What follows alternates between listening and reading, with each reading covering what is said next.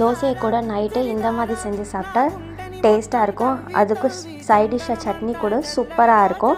Hello friends, welcome back to my channel. எல்லோரும் எப்படி இருக்கீங்க? இன்றைக்கி நைட்டு டின்னர் ரெசிபி பார்க்கலாம். இது செய்கிறதுக்கு டொமேட்டோ, வரமிளகா, 2-3 பல் பூண்டு எடுத்துக்கிட்டு மிக்சியில் போட்டு நல்லா அரைச்சிட்டு நம்ம ரெடி பண்ண தோசை மாவோடு சேர்த்து கலக்கி ஒரு 10 மினிட்ஸ் நல்லா ஊற வச்சுருங்க. இப்போ சட்னி செய்யலாம். அதுக்கு கொஞ்சம் எண்ணெய் ஊற்றி வெங்காயம், உப்பு, வரமிளகா போட்டு நல்லா வதக்கிடலாம். கொஞ்சம் நல்லா ப்ரௌன் கலர் ஆகிற வரைக்கும் நல்லா வதக்கிடணும்.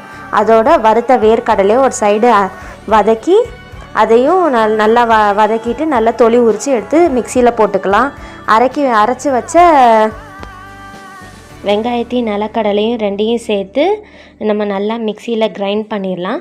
நல்லா கிரைண்ட் பண்ணிவிட்டு அதை ஒரு பவுலுக்கு ட்ரான்ஸ்ஃபர் பண்ணிடலாம். நல்லா இந்த மாதிரி நல்லா கொஞ்சம் கன்சிஸ்டன்சி திக்காகவே வச்சுக்கோங்க. அதில் தாளித்து ஊற்றிட்டு அடுத்தது நம்ம தோசை மாவுக்கு பேட்டர் ரெடி பண்ணி வச்சுருந்தோம்ல, அதை எடுத்து நம்ம தோசை ஊற்றிடலாம்.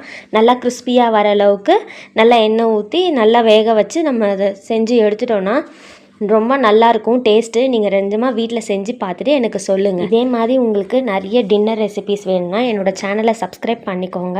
தேங்க்யூ ஃபார் வாட்சிங்.